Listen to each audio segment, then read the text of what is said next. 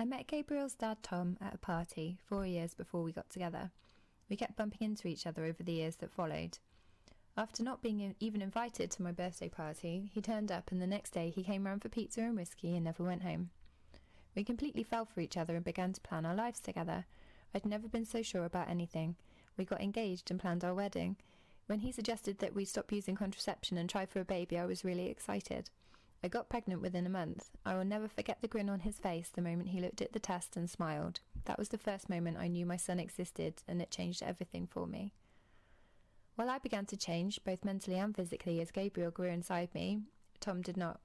For the first 6 weeks, I just ate a lot and didn't drink at the parties we went to. Then the sickness hit me. I was diagnosed with hyperemesis gravidarum, and I stopped being able to go to work. I was eventually sacked as I couldn't go long without being sick. I couldn't go out, I couldn't watch TV or use the computer as it made me vomit. I couldn't do anything other than lie in bed all day, vomit, and read. Luckily, reading was the only thing that didn't make me feel sick. I had to cut off my long hair as I could no longer wash it on my own. I couldn't even stand in the shower, I could only crawl there and sit in the bottom retching. I was hospitalised as I couldn't keep anything down and they put me on a drip so that I got some nourishment.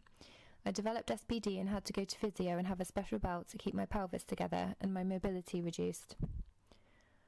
While all these changes were happening to me, Tom became distant. He would make the excuse he would have to work late, or it was always someone's birthday drinks.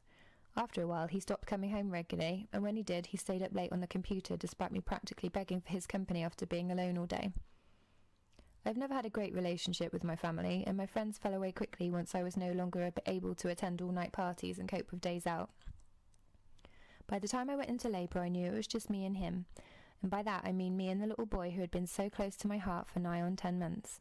I was a week overdue and went into the hospital one morning for a sweep to induce him, and by 6:30 p.m. I was in early labour. Tom was tired, so he went to bed while I sat alone in the bath all night, timing my own contractions on my phone and refilling the bath with hot water once it had gone cold.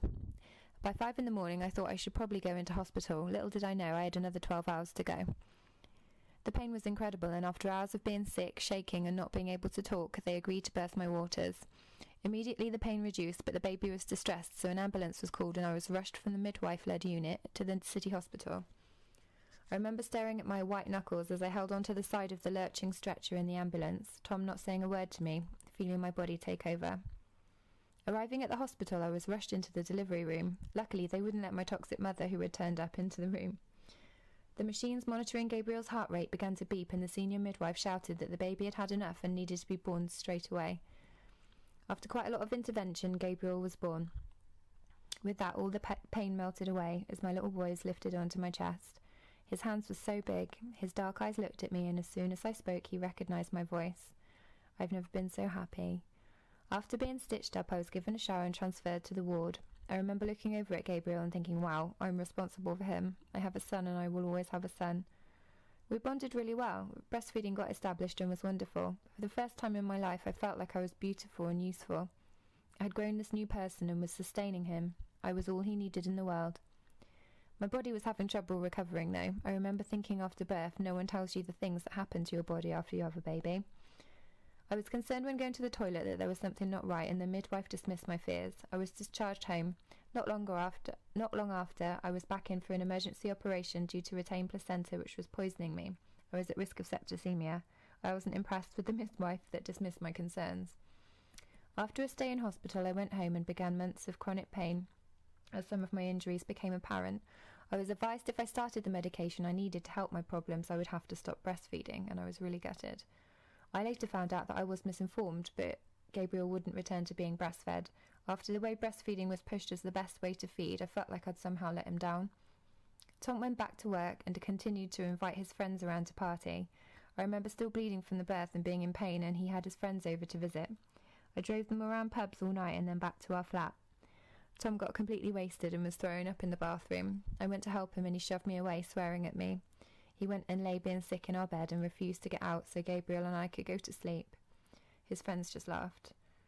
I put Gabe in his big cot for the first time and lay on the hard floor in the box room, still in pain. The next morning, Tom laughed it off as a joke with his friends while I cleaned up his sick.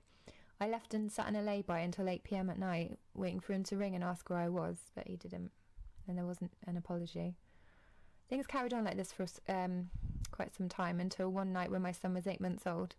Tom phoned to say he was getting on the train home and just never turned up. I lay awake worrying all night until 6 a.m.